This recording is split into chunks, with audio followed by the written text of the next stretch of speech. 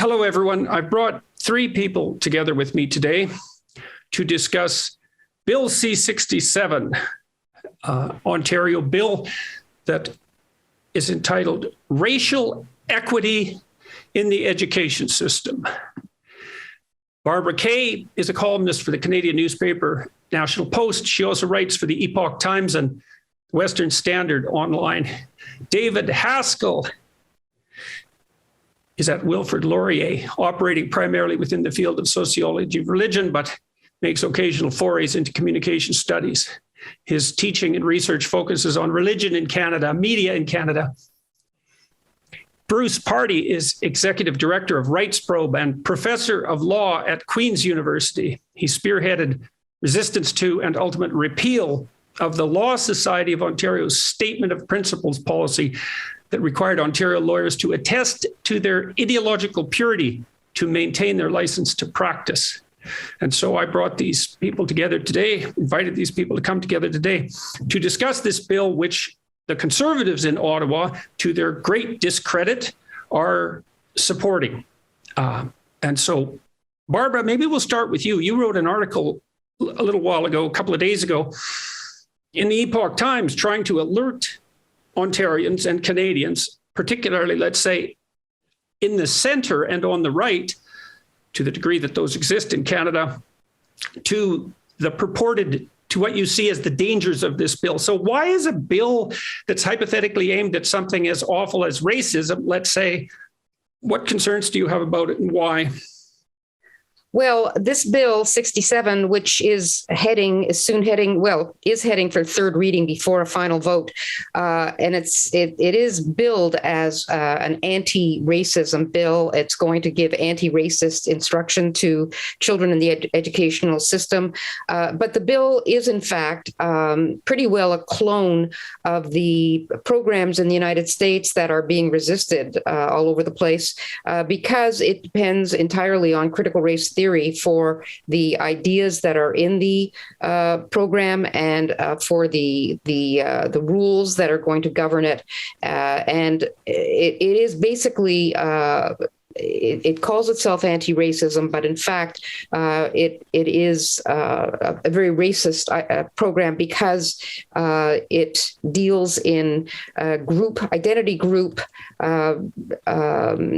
framing all questions of victimhood in terms of identity groups. It says that it's going to oppose anti-Indigenous racism, anti-Black racism, and anti-Asian racism, plus anti-Semitism and Islamophobia, but in fact, they do not include anti-Caucasian racism because that is going to be the one racism that is not only going to be allowed, but encouraged according to critical race theory, which I know, Jordan, you've spoken about many times. The basic hypothesis that we're pursuing in this discussion is that under the aegis of something as ethically admirable, let's say, as the absence of racism, or even promoting the absence of racism, what this bill actually does is bring in a whole set of ideas that have virtually nothing to do with racism per se, under the guise of a moral endeavor, and make it both likely and necessary that people abide by this particular propagandistic ethic in order to be teachers in Ontario schools, and certainly to be promoted. And so I'll just detail some of the details of the bill so that people are aware of this. So, for example, performance appraisals shall include competencies related to a teacher's anti-racism awareness, whatever that is, and efforts to promote racial equity. New subsection 301.7.11 requires the minister to establish policies and guidelines with respect to promoting racial equity in schools, and boards must establish and implement racial equity plans. The Higher Education Quality Council of Ontario will have to have a member who will be an expert in racial equity in the post-education center, and that all members must have a proven commitment to racial equity or take anti-racism training. And there's a variety of additional details that are relevant. And what we're discussing today is the fact that all of this means that the education system in the narrow and the broad sense will be oriented towards a set of policies that are radically left in their orientation by necessity, and that there will be punishments put in place for failure to adopt that ideological standpoint. So, and this is a supposedly conservative government who's bringing this in. The problem with the bill, I think, is that the word equity is used 54 times in this bill, but you don't ever see the word equality. And the problem, even amongst politicians who are supposed to understand the philosophy guiding their own party, is that they seem to glaze over with the word equity because it sounds a lot like equality and it sounds like a good thing. So they've all voted for. Equity is predicated on the idea that if there are any differences in outcome between any groups imaginable, so those could be groups defined by gender, they could be groups defined by race, they could be groups defined by sex. If there are any differences in outcome of any sort, that's not only indication of a profound and systemic bias characterizing whatever domain is being questioned, but that it's incumbent upon all the members of that domain to regard themselves as prejudiced and biased and to view the non-equal outcomes as evidence of systemic bias. That's the tie into critical race theory, let's say. So what's wrong with that proposition? That's precisely what the problem is with it. And I'm very happy for Bruce to amplify on it because he understands it much better than I do. Well, that's obviously not true. But let me just contrast two different ideas, right? Anti-racism, which this bill promotes and insists upon, and non-racism. Those two things sound equivalent, but they're opposites, actually. Non-racism is the attitude that your race doesn't really matter and that you should be treated as a human being and that the same rules and standards should apply to everybody, notwithstanding the group that you belong to. Anti-racism is the opposite. Anti-racism insists that your race is fundamentally important and that being white means that you are both privileged and probably racist. And that is an ideology. And this bill intends to make that ideology compulsory inside the school systems and inside the universities. Yeah, so let's add some more details that are useful here. So a person who is going to be a teacher now has to successfully complete any prescribed examinations and training in anti-racism in order to be issued a certificate of qualification and registration. So that means you have to abide by this political ideology, which is even regarded by moderate leftists in the United States and certainly by centrists as radically left in its fundamental orientation.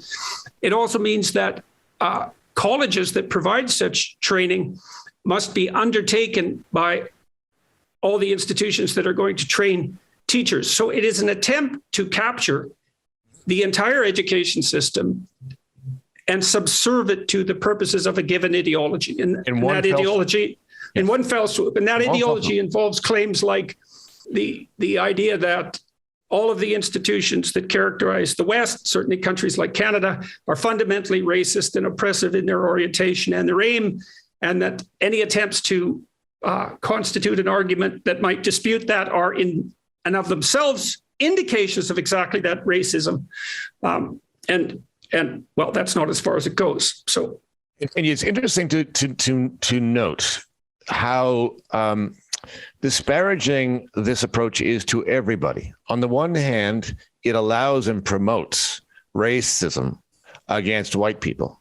But at the same time, it disparages, insults, patronizes people who are not white, as though they are not really capable human beings on their own and must be counted according to their group and compensated for whatever wrong or victimhood that they have been subjected to. So it's bad all around. It is disrespectful of everybody, and essentially it makes not being an activist a matter of professional misconduct. Mm-hmm.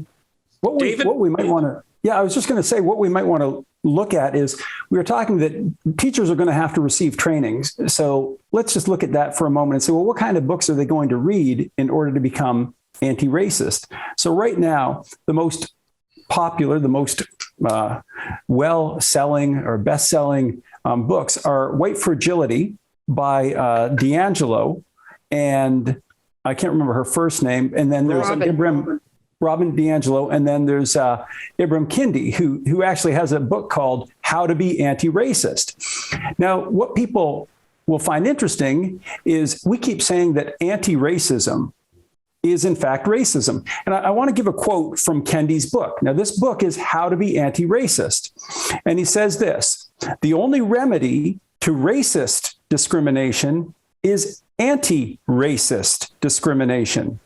The only remedy to past discrimination is present discrimination.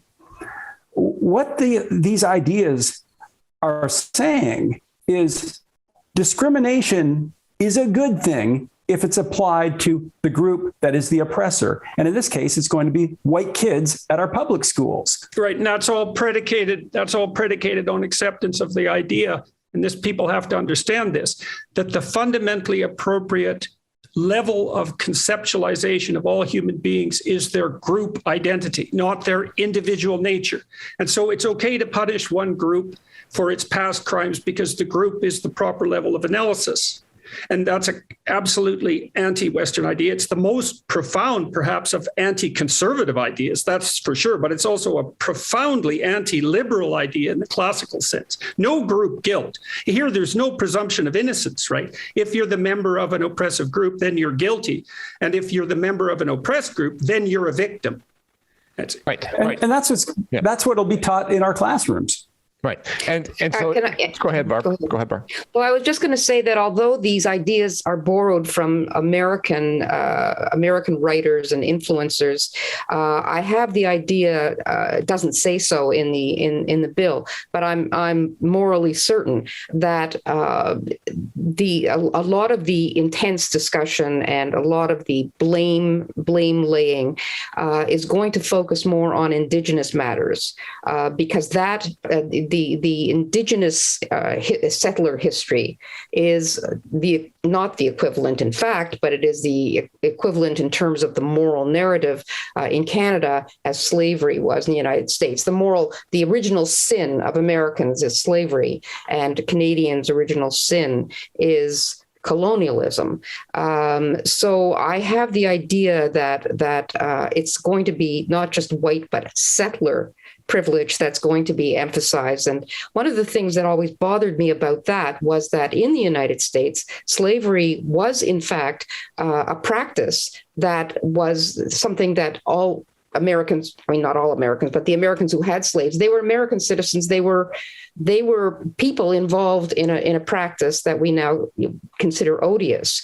But in Canada, we were the whole residential school system, or the way that Indians or Indigenous people were treated in general, was always a function of the government or the institutional people in charge of the residential schools, the churches or whatever. No Canadian citizens were ever involved in abusing Indigenous peoples or in setting policy for that matter. So for that to be made an equivalent kind of sin, that you're a settler stock because you're white. This is something that has kind of taken on, this idea that the residential schools were a genocide, and that all of Indigenous history in Canada, and it's an ongoing genocide from the point of view of our Prime Minister.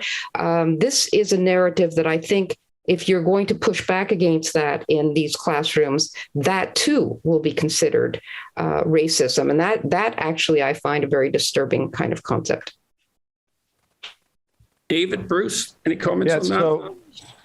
So it might be worthwhile just to note how extreme this is in terms of its dictation of both attitude, thought, and speech inside schools, inside universities. And once you understand what it is, you might think, well, but how can this be? It's completely contrary to the whole idea of having schools and universities that engage in thinking and challenge and debate. And one of the reasons why it's so extreme is that it comes to us from critical theory. Now, Jordan, you mentioned critical race theory, and that's absolutely what it is. It's mandatory critical race theory in the schools and universities. But critical race theory itself, of course, is a sort of an independent branch of critical theory. And that's a larger idea, essentially an anti-Western ideology, which regards all the features and values of the Enlightenment as inherently evil, if you like, and to be rejected. And even very basic ideas like evidence and consistency and debate and pluralism, all those things are essentially out. And you can see that rejection in the bill. The bill basically says that if you wish to debate the validity of anti-racism, then you are on thin ice. There's even an offense included in the bill, which says that if you disrupt or attempt to disrupt the proceedings of a school or a class through the use of racist language, then you are guilty of an offense. And the problem is that what they mean or going to mean by racist language is language that denies the validity of the ideology that they're promoting. So, for example, and who knows exactly, but here's a possibility. If you insist upon debating the validity of anti-racism in a classroom by saying, no, I believe all lives matter and I believe all people are equal regardless of their race or color, then you might very well be in violation of this provision. So we should delve into that a little bit more too. So the fundamental claim of the critical theorist types is that we use a particular kind of instrumental narratives to structure our perceptions and actions. Mm-hmm. And that instrumental narrative is essentially predicated upon the use of power. And so that would be the arbitrary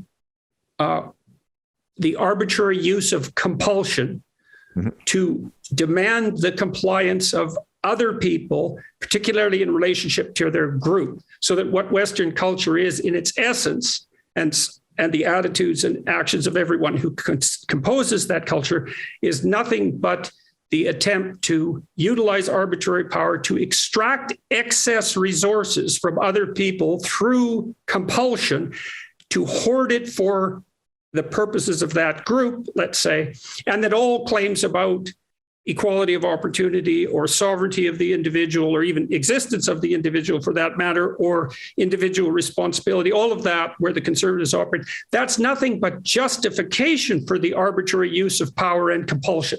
And so even to make those arguments, so this is one of the things that's so pernicious about the free speech debate. The critical theorists don't engage in debate about who should have free speech and who shouldn't. Their claim is that the whole idea of free speech is nothing but the attempt to add a moralizing layer to the will to power that exploits.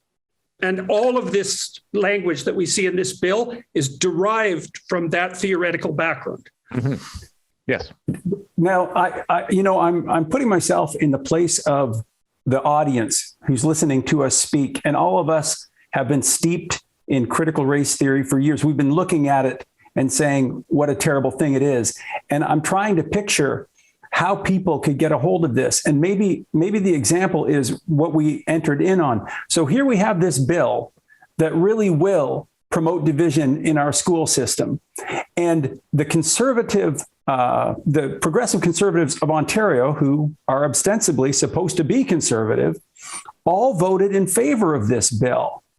And even there's another party we have now, the Ontario Party. Rick Nichols is the sitting MP. They have a specific policy platform against this kind of stuff. And even he voted in favor. So what's going on there? What's going on there is that the wording is just beguiling for everyone. We just can't, for us to try and explain is so difficult because the left has really commandeered the definition of words. When someone sees anti-racism, they think, of course I want to be anti-racist. So perhaps let's give the benefit of the doubt. Maybe the conservatives were just fooled. I know that this fellow, Rick Nichols on the Ontario Party, was fooled. He had no idea that this bill actually will promote racism in our schools. You know, David, since you mentioned the Ontario Party's platform, I actually think that their policy with regard to teaching, what they have to say, and our audience, I think, might be interested to know what would be the opposite. What would be a curriculum that taught that racism was bad and all these things were bad, but that had a curriculum that was fair to every student, and they actually spell it out. And what they say is in their platform, they would make it illegal for any teacher, school administrator, or any school board official to teach, disseminate, or promote materials to students that explicitly or implicitly state, one, that males and females do not exist as separate biological realities, because, of course, gender is included, subsumed under the racist umbrella, will not be allowed to state that any individual, by virtue of his race or sex, is inherently privileged, racist, sexist, or oppressive, whether consciously or subconsciously, that will not be allowed to state that an individual should be discriminated against or receive adverse treatment because of the individual's race or sex.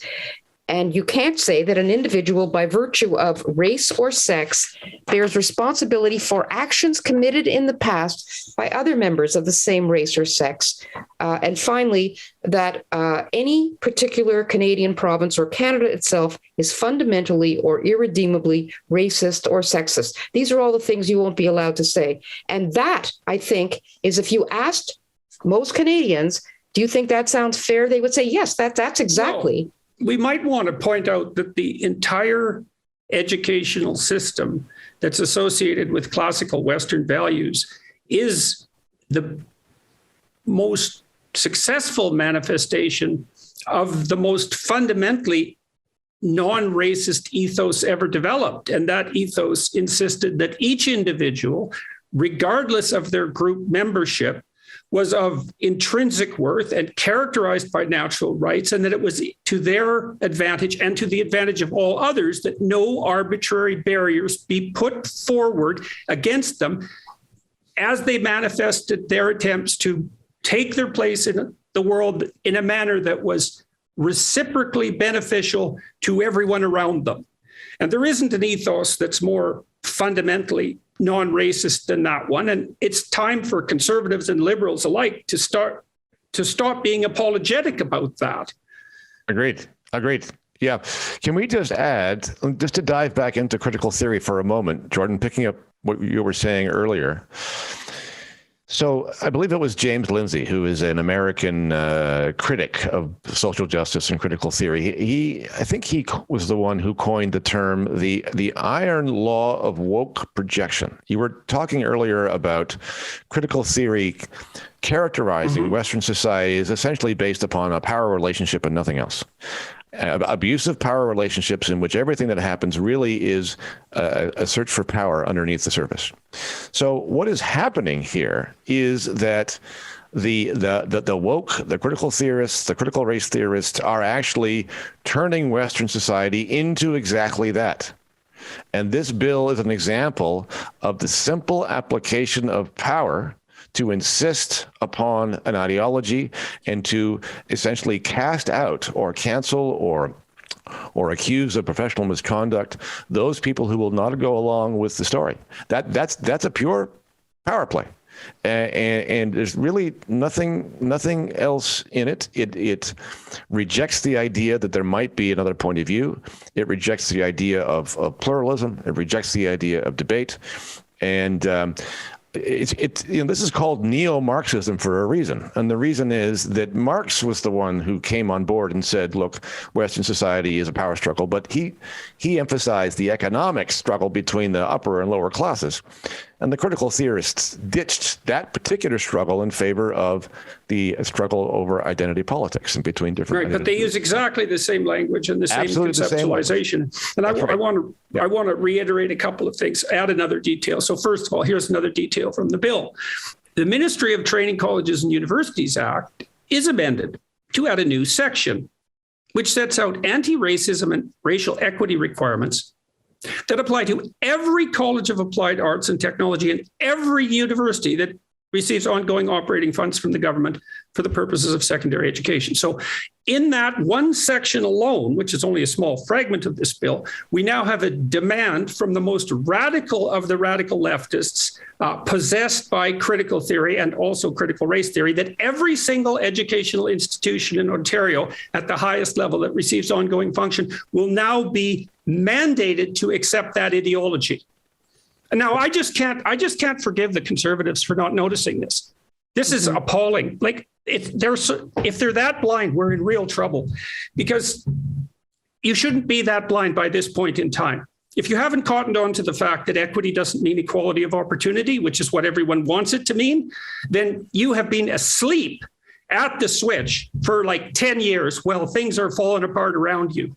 Yeah, at least. So, at least 10 years. Yep. And to see, this is written by an NDP member, right, this bill. Didn't that clue them in? Yeah. Let's talk about her for a bit.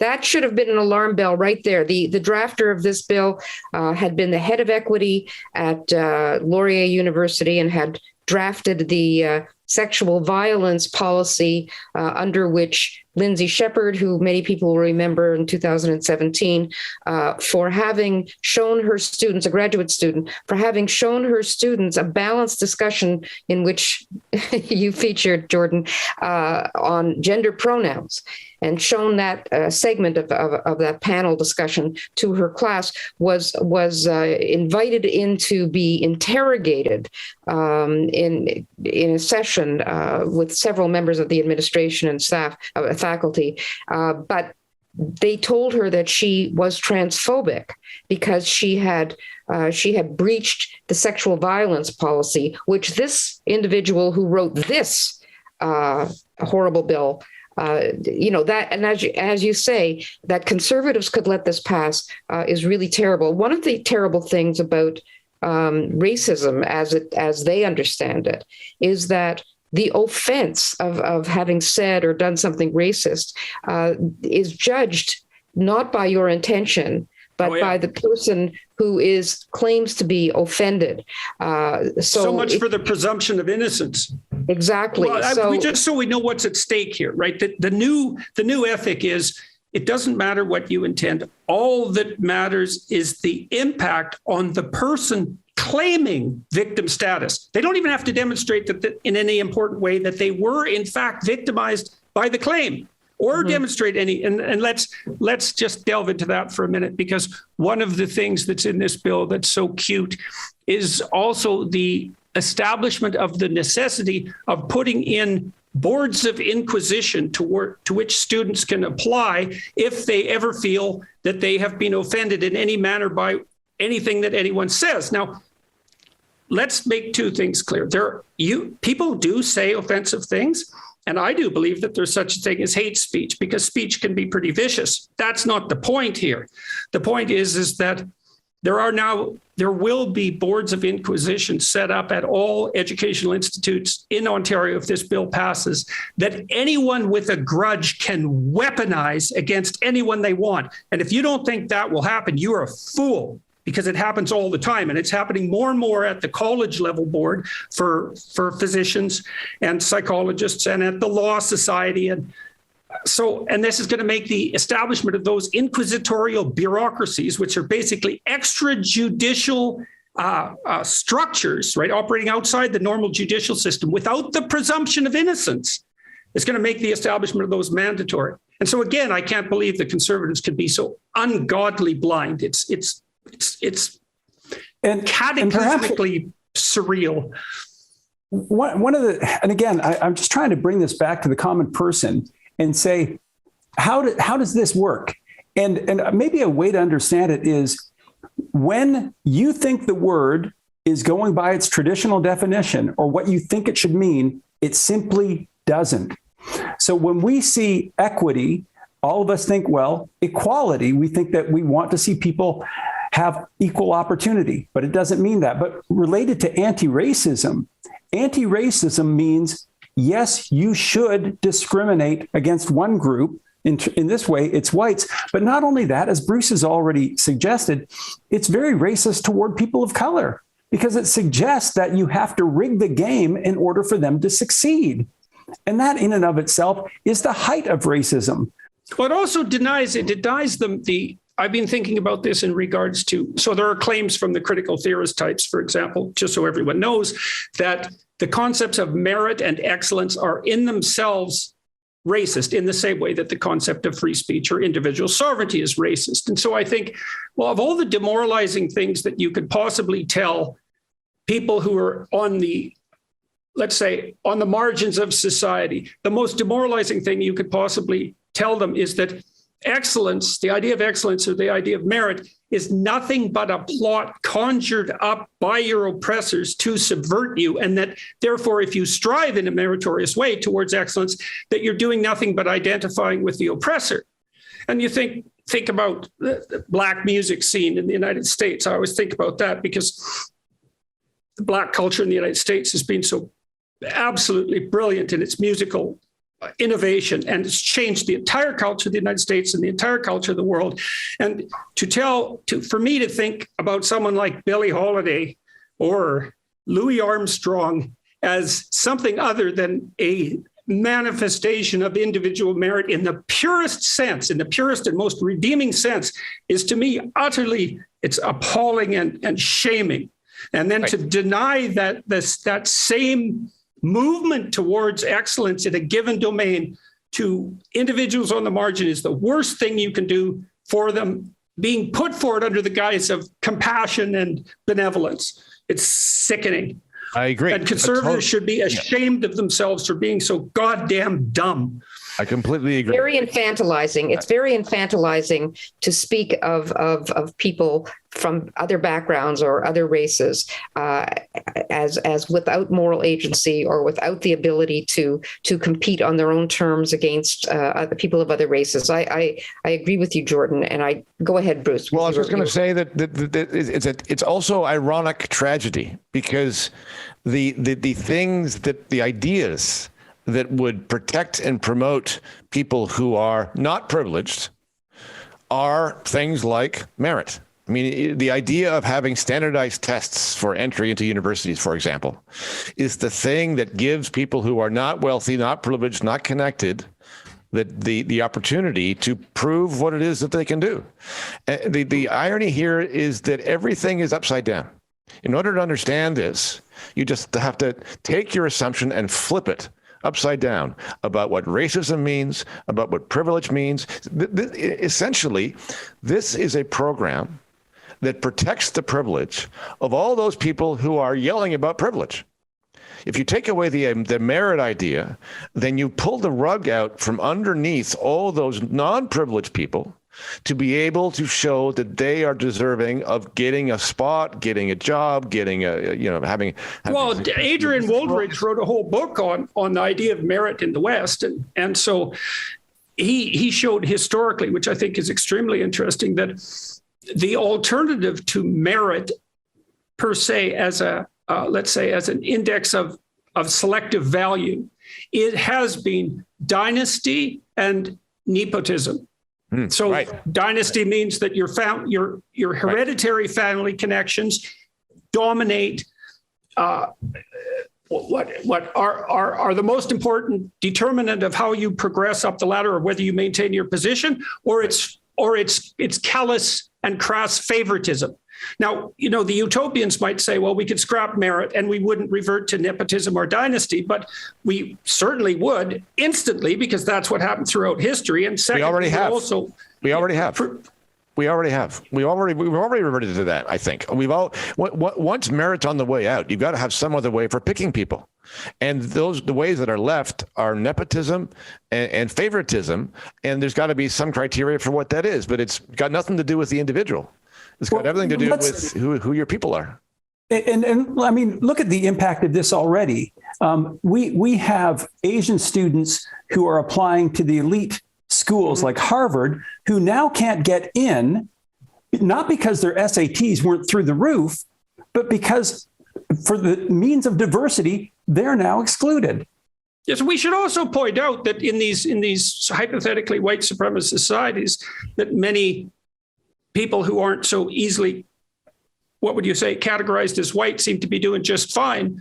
So Indian immigrants, for example, do extremely well in the United States, and East Asian immigrants do extremely well. In fact, both of those groups of people, although I hate to speak in the language of groups, do better economically than the native-born Caucasians, who are hypothetically the epicenter of racial privilege. And that's a big, stick in the throat of the critical theorist types, and they really can't adjust their theories to account for that. Go ahead, Barbara. One of the things you're not allowed to say is that these groups, one of the reasons that they do get ahead is because they usually have strong family support and a strong work values of work ethic and they promote conscientiousness, and so it's very merit based. Yeah, exactly. From a trade perspective.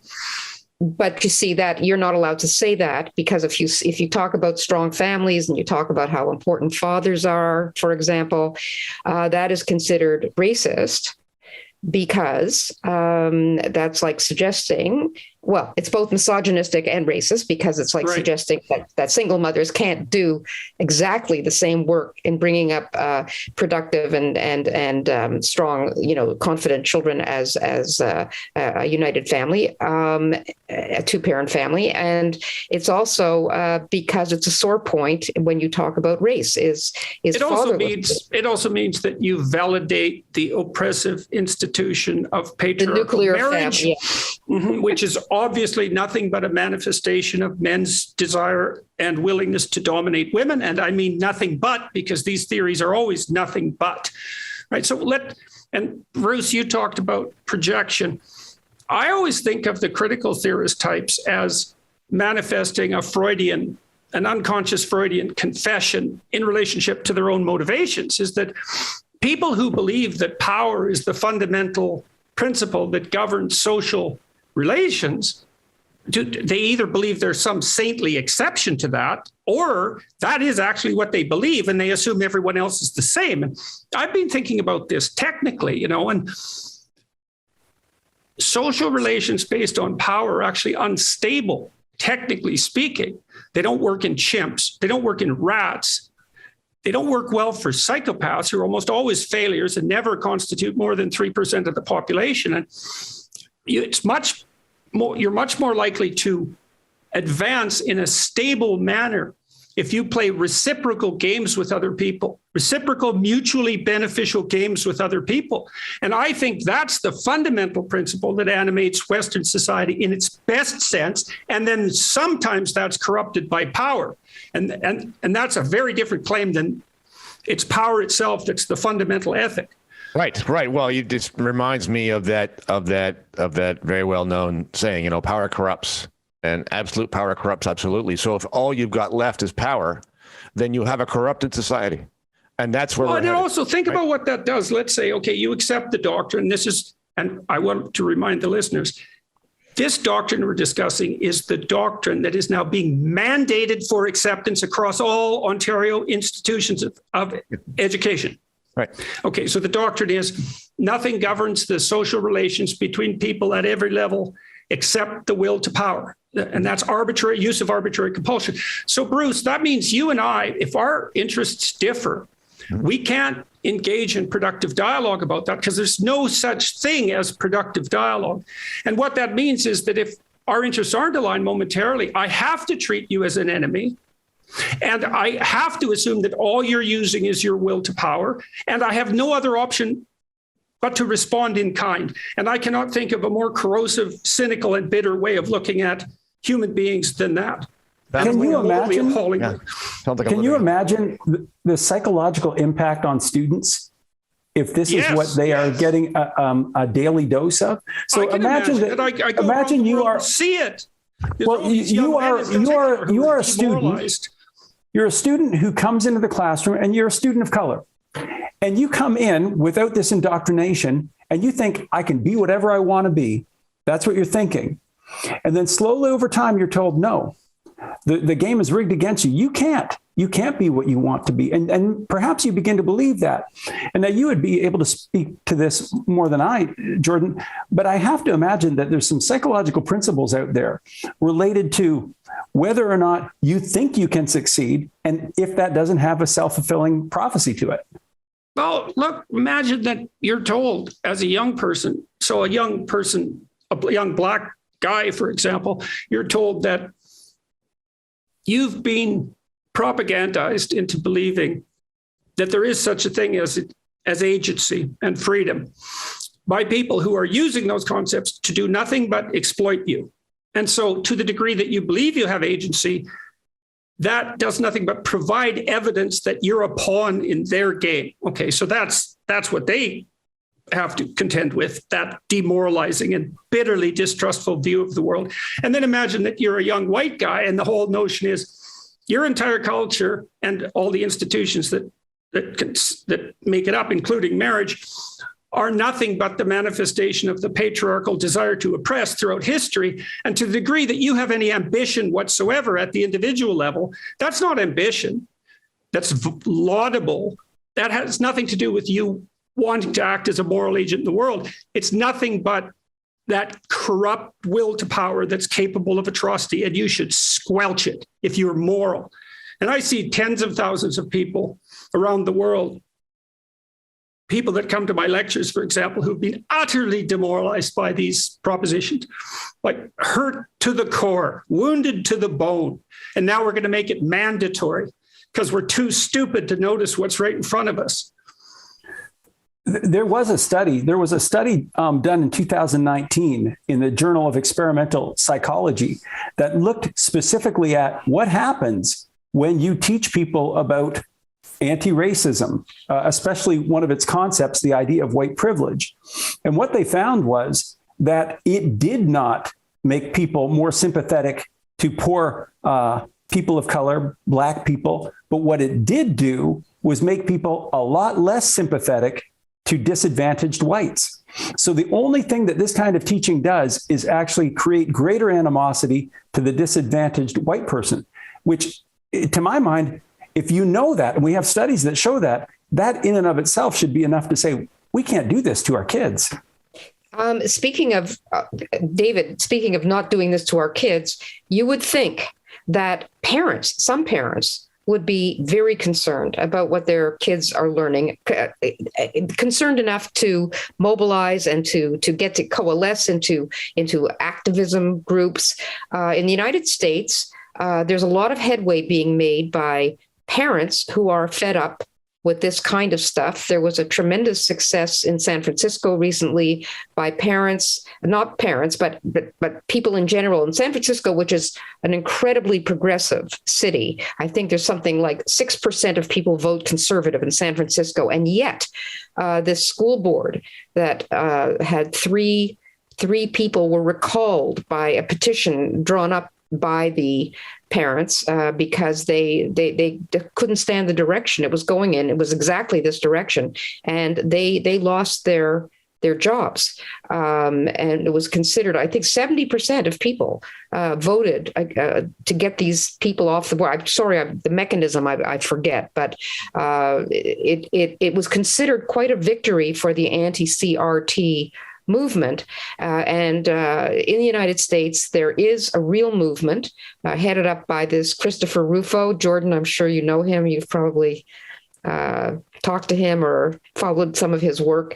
He has been doing great work in helping groups to organize parents to, and there's now, I don't know, I began my column with the numbers were, the numbers were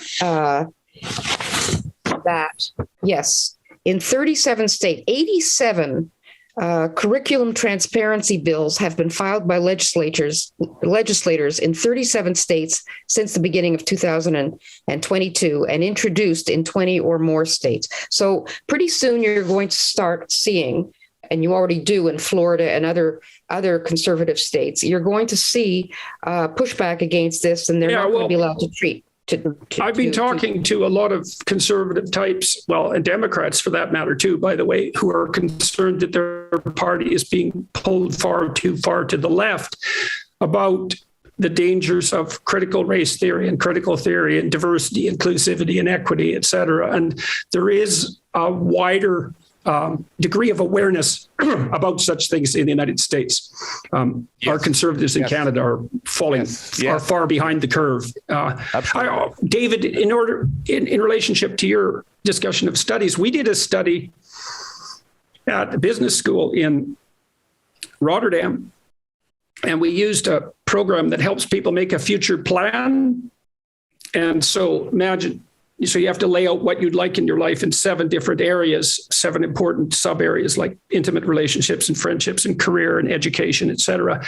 And we looked at 4-year previous performance in the business school, and we looked at the relationship between race, gender, race, sex, and performance. So what we saw with the Caucasian women were doing the best, followed, I believe, by the non-Caucasian women, and then Caucasian men, and then non-Caucasian men. And they did this program, which was an agency program, right? So it's predicated on the idea that you could, in some sense, chart your own course. And the consequence was that within the next year, if I remember the study exactly, the non-Caucasian men had caught up to and exceeded the highest performing Caucasian women. And we did the same thing at Mohawk College, although Mohawk never adopted the program, and curses on them for failing to do so. 90-minute plan that was agency-based, dropped their dropout rate among young men 50% in the first year. And so we've been using that program online, but it's a testament to the utility of personal agency. And we could say, look, different people face different barriers as they progress through life. And some of those are arbitrary prejudices, that's for sure. But that doesn't mean that failing to insist that personal agency is still a reality, a redeeming reality, and also that you really have it at your disposal if you're willing to use it. Our cultures just aren't that corrupt. People with agency can make progress. Well, and that's what the immigrant literature certainly shows in the United States. Absolutely. When you look at, for example, I mean, they're always held up in studies, the Nigerian blacks in America and in Canada. I mean, they outperform the white population. Similarly, just last year, it was the first time in the history of the Bureau of Statistics in the U.S. that Asian women now make more on average than white men in the U.S. But when you dig into that and you look at the culture, you have parents who are saying, you can make it.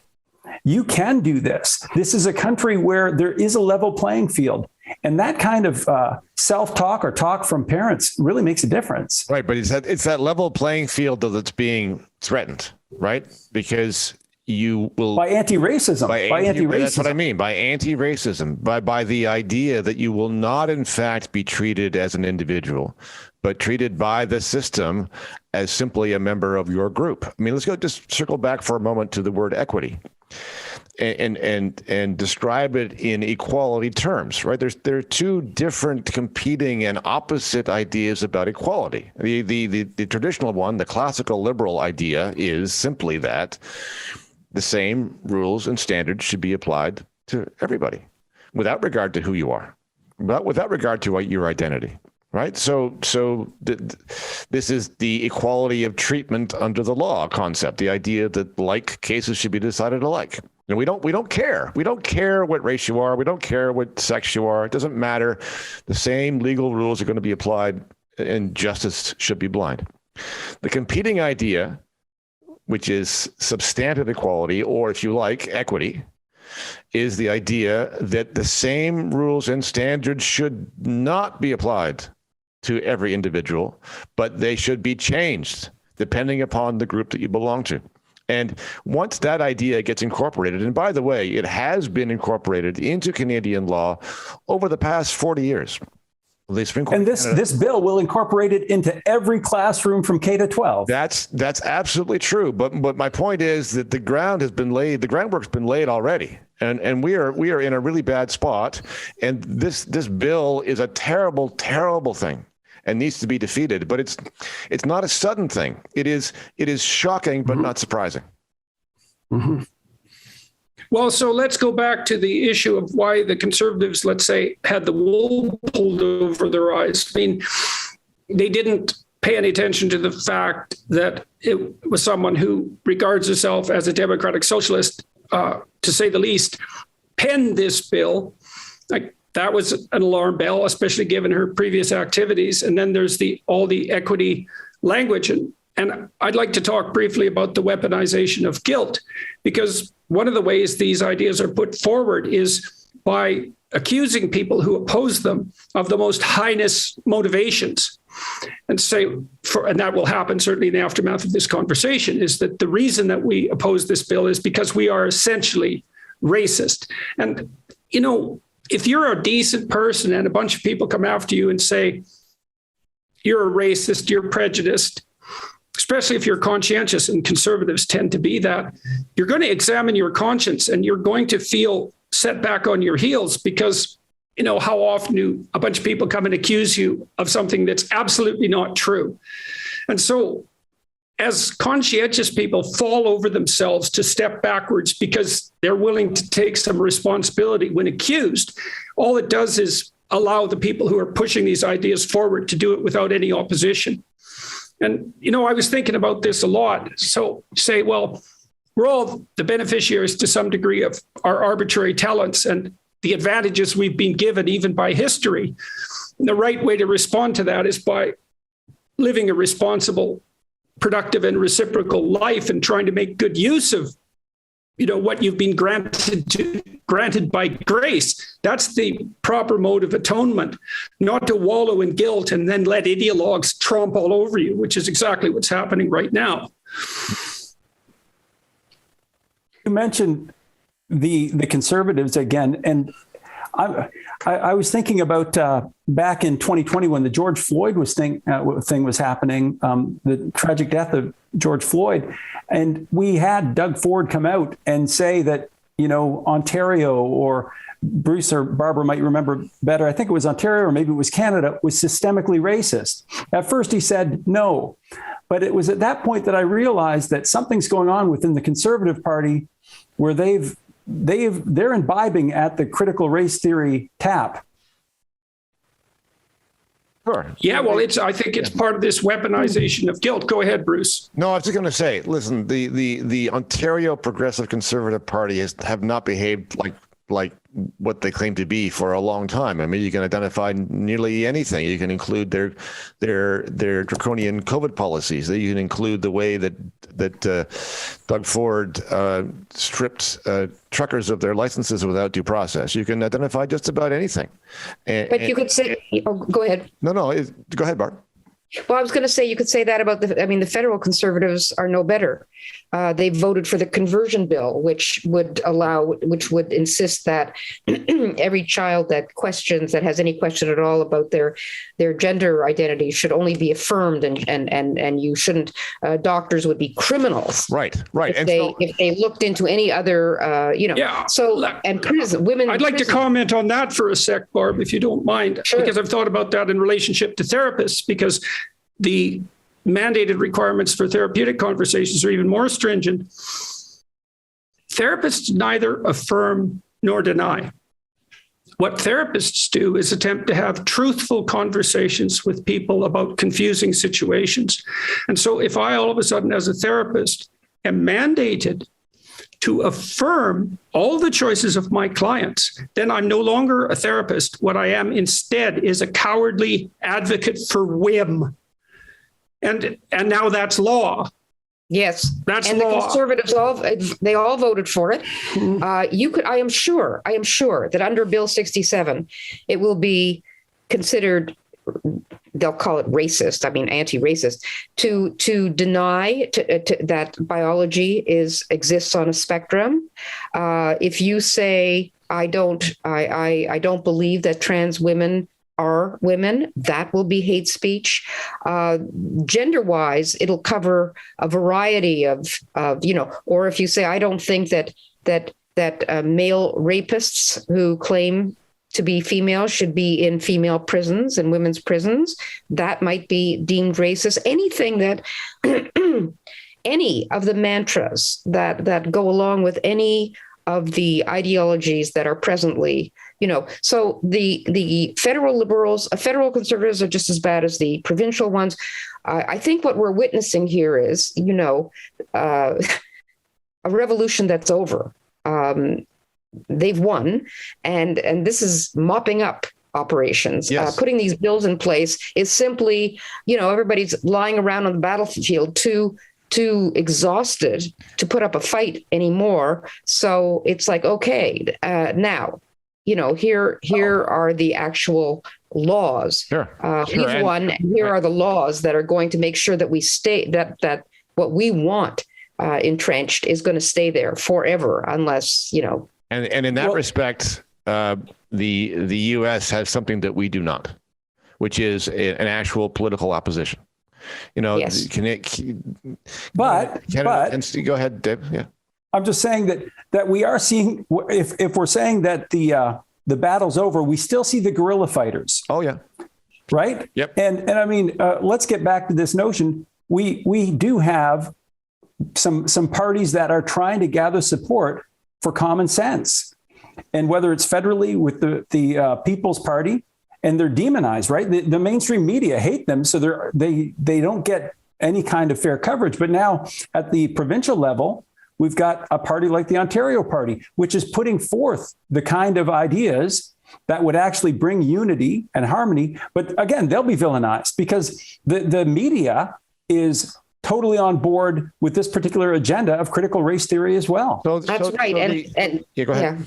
Yeah. I'm just going to say that the Ontario Party has zero support, and the PPC, People's Party, couldn't even field. They couldn't even, get Maxime Bernier into office. So, and I agree with that. And a lot of the pushback in the U.S. you see coming from parents themselves, like in Virginia, for example. Mm-hmm.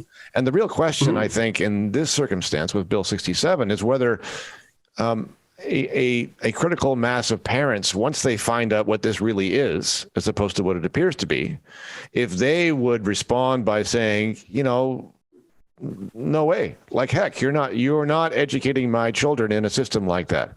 And, that really remains to be seen. How many parents in Ontario would respond in the same way as a lot of parents have in various places in the U.S. and say this just won't do, as opposed to going along with the prevailing narrative. Canadians have been able to trust in the fundamental integrity of their social institutions for most of our 150-year history. And so the default assumption has been, well, people generally know what they're doing if they're leading us, and they're not leading us down the garden path. And the problem with Bill 67 and getting people to understand it is that they also have to simultaneously swallow the fact that our fundamental institutions, educational and political, have become so compromised and so co-opted by derivatives of a narrative so radical that even most Democrats on the left reject it out hand. Well, who's going to believe that? It's a lot easier to think that the four of us are, right-wing conspiracy theorists and that this is all nonsense. And in fact, it's easier for me to believe that sometimes than to believe the alternative. But I read this bill and I know what equity means, and I know its ideological derivatives and the underlying idea system. And so, yeah, I've said before that our biggest obstacle is disbelief. People don't believe it. People don't believe that what we're describing could actually be true. It's just so far out of the zone of what they consider to be normal life, normal civilized life in this country, that it's very hard to take in unless you've sort of seen it for yourself in front of your own eyes over and over again, and you're forced to admit that it's actually happening. So, media research is one of the things I do, and this isn't my work, but it's a guy named Zach Goldberg. He's out of Georgia State University. Anyway, Zach looked at what was going on in mainstream media related to coverage of race, and the word race the word equity, the word anti-racism. It's gone up by 1,000% in the last. Well, he was marking from 2013 and 2014. And here's the interesting thing. When you look at other sociological data, during that time, racial tensions in terms of other societal measures were going down. The United States had a black president. And so it was actually getting better. But if you read the news, particularly the more left-leaning, so he had looked at New York Times, he looked at Washington Post, it was saying exactly the opposite. And people were being convinced. And in particular, he found, this is Goldberg's work again, he found that those people who were of a liberal persuasion were even more convinced that we were going to hell in a handbasket in terms of racial division. Yeah, well, his work pointed out that as these press institutions started to hire recent graduates from universities who had been indoctrinated into this theory, they started using that language in their articles, and that seeped into the popular culture. So it wasn't that racism became worse in the domain of real interactions, and then people noticed. It was that the journalists educated at high-level institutions who were hired by these hypothetical news sources insisted that this was the case and started to introduce that doctrine into the entire culture. And well, with this bill, for example, being a late consequence of that. Well, we can actually transpose that. We can transpose that onto universities. So there was a guy, Paul Kelstead, out of Texas A&M, and what he showed was that the news media drive the perceptions in the culture, and then the culture kind of becomes what the news media said it was. Well, that's going to happen with these kind of bills as we pass them provincially. You'll have students who never thought about racial disharmony, who suddenly that becomes their only thing on their mind, and it will just cascade. The other thing we might want to point out is that this kind of propaganda is really easy for incompetent people to teach, because you only have to master about two principles. So the first principle is, well, let's say there's nothing that motivates human beings and their institutions except the naked desire for power. So, okay.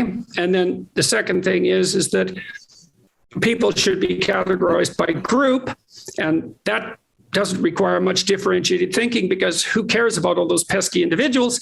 And then the third thing you have to accept is that the world is best construed as an eternal war between oppressors and those who are victimized and exploited by them, by every institution. Now, you master those three things, you can teach everything you need to teach about diversity, inclusivity, equity, all of that. It's a substitute for actual knowledge. The fourth thing is you've got to keep moving the goalposts, because for revolutionaries, the revolution can never end. I mean, they're not in it for it to end. They're in it to keep it going, because that's what's exciting for them. So, in other words, what was racist 50 years ago or 20 years ago would be a racist action, or somebody saying a terrible thing, or the N-word, or whatever it is.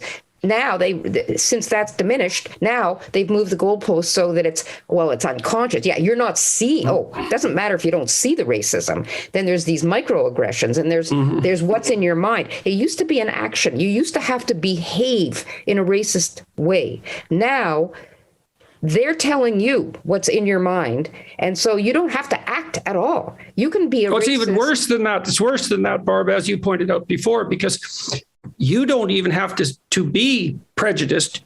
You just have to be perceived as prejudiced by someone. That's it. And that actually, because there's no you, there's no soul there, there's no individual there. All you are is the consequences of your actions. And you think, could you come up with a principle of justice more appalling than that? Is that none of us are going to be judged again on our intentions, but only by the worst consequences of our actions? Unbelievable. Barbara has reminded me, and she said it really eloquently, of the idea of concept creep. So concept creep, it was Nick Haslam, a guy at University of Melbourne, came out with this around 2016, and he was basically saying the definition of negative terms has expanded. So That's where you get now racism is equal to any kind of disparity. So if you see unequal outcomes, that is de facto racism, which is crazy. There are many reasons why there might be different outcomes, of which racism is probably the least in our society. But now, according to anti-racism, and this is really one of their key tenets of their faith, because it is like a religion, they say any disparity is evidence of racism. Unless, and when you've got any suggestion to the contrary is racism. Yes, I agree, unless the disparity goes the wrong direction. That's right. Right. Yeah, because and that's the weird thing. Eh? That's the thing about this that's also so peculiar, because certainly the success of Asians in particular in, let's say, the United States and Canada, poses a significant challenge to the domination theory. It's like, well, so, Asians are increasingly treated like honorary whites in this regard, let's say. Well, they're white adjacent. Right, exactly. Right. And Jews are considered hyper white because they used to be victims and now they're victimizers. There's a trap here, though. There's a trap, and the trap is it is a trap. Well, the real trap is to try and work this out rationally in a way that assumes it's rational and assumes that it's consistent. Because those are the two of the things that have been rejected. If things are not consistent, if they're not rational, they don't care about that. That's not the point. The point is to achieve what it is that they have in mind, right? So let's go back to let's go back to critical theory and postmodernism just for a minute, right? So there's postmodernism suggests that there is no such thing as objective truth. Right? Truth is personal. And, I could live with that, because the logical extension of that idea is, well, that everybody makes up their own truth. So if you think that you're a certain kind of person and you want to believe that, that's fine. And if somebody else doesn't agree, then that's fine too, because they have their truth. But the thing is that idea that truth is subjective is not carried through. What they basically say is, there is no truth except our truth, which you will comply with under penalty. And that's what this bill is doing. This bill says, oh, by the way, here's the truth. You will do it or you will be cast out. And not worse than that. You will do it or you will be cast out. And we're going to insist that you participate in the process by which your children are led to think this way. Yes. Right. Yes. And a lot of that's been rejected by parents in the US. It was that just went too far. They would accept this to some degree for themselves, but parents wouldn't accept it for their children. Well, they're accepting it here, and they're accepting. Yep. Look, I thought the rubber would hit the road with gender. I thought that parents would rise up when their children were, shown the genderbread figure and unicorn.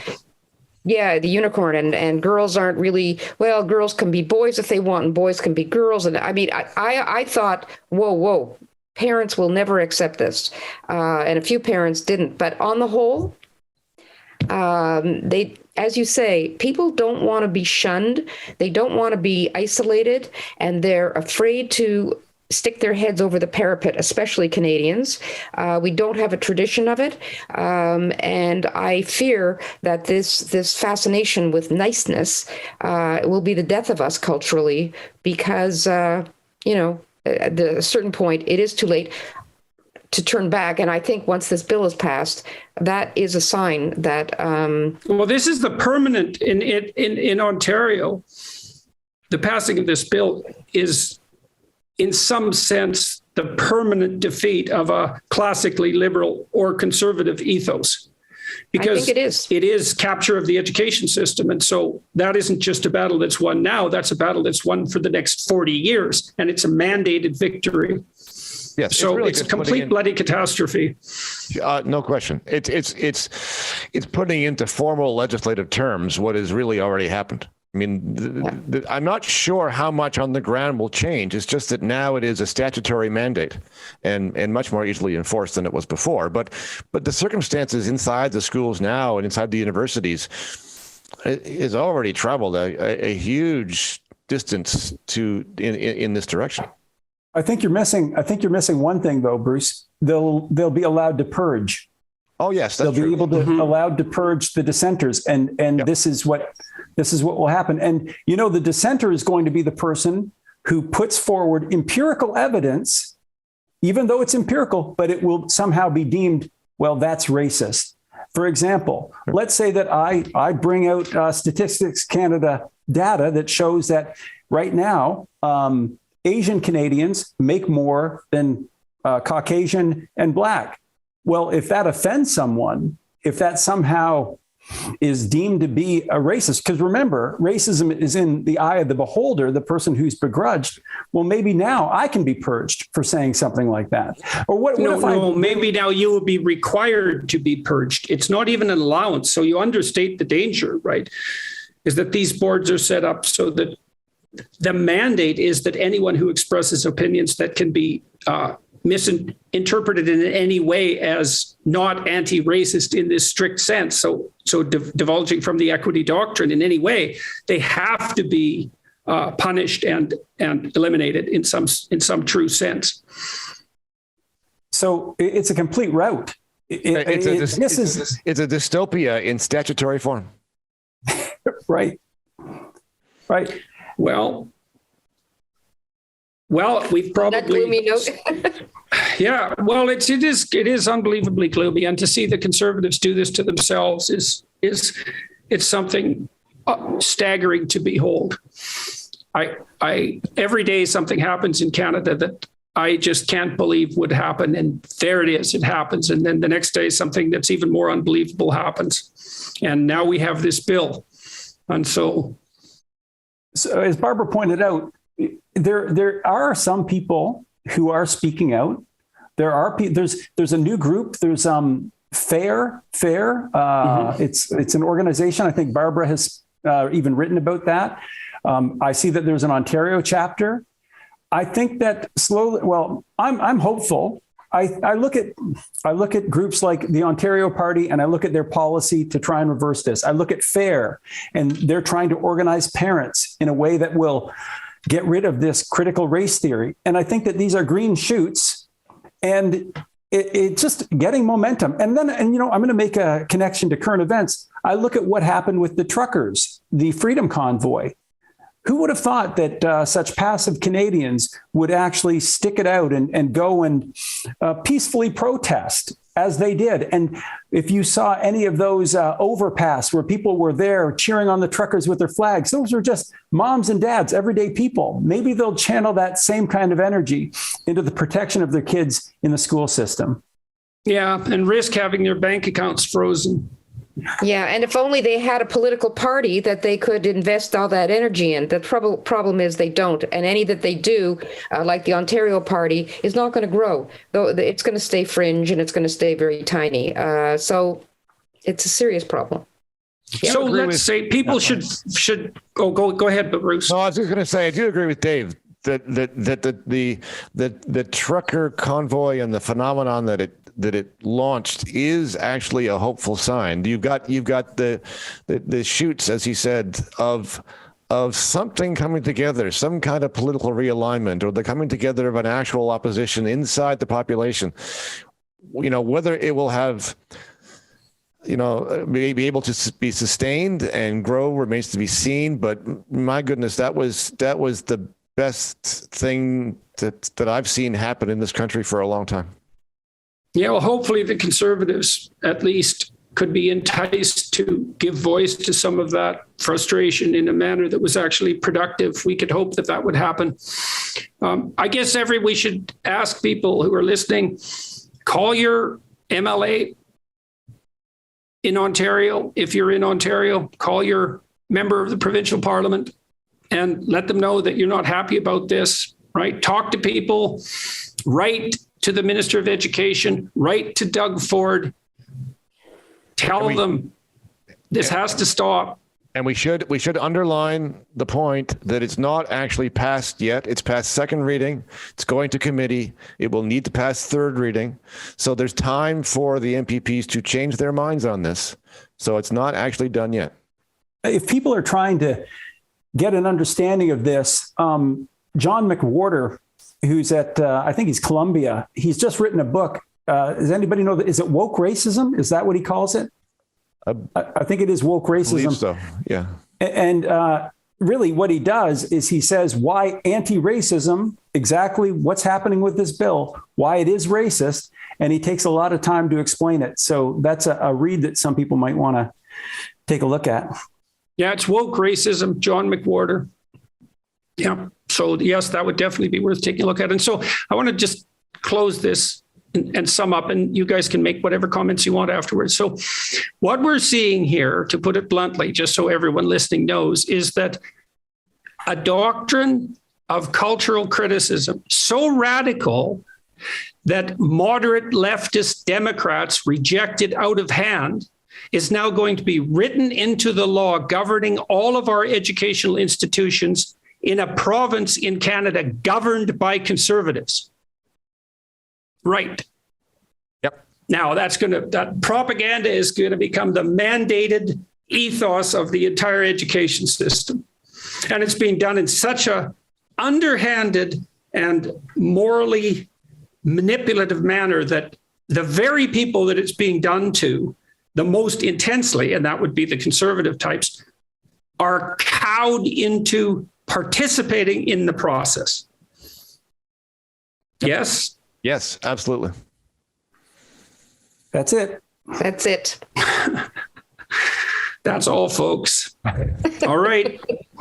Thank you for getting together so quickly, everyone, and for being willing to share your remarkably unpopular opinions at some peril to yourselves. I was loving, you didn't know what was going on, Jordan, but Barb and I'm hoping that the Ontario Party will make some headway, and Barb is far more realistic about this. So I was enjoying, we were sparring a little bit and you didn't even know. I was really, I was really enjoying it. Anyway, it's good to be in such, although unpopular company, in our culture. I consider it an honor to be part of this small band of brothers and sister, and all the rest of us who are, as I said to Bruce before we started, I said it's kind of ironic that everybody who agrees, who's on our side, who's a dissenter on this, we all know each other, and in a country of 38 million people, that's kind of a harsh reality.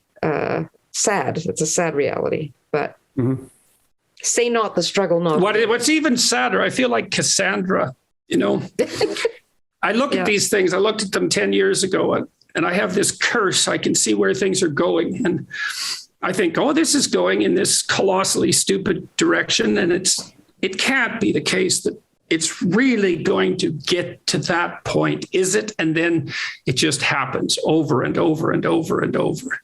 And this bill is this makes Bill C-16 look like child's play. Exactly. Yes. So. This is exactly so. Yeah. It's a hard lesson to swallow. They really mean it. They really mean it. All of it. Yep. Yep. Mm-hmm. Yeah.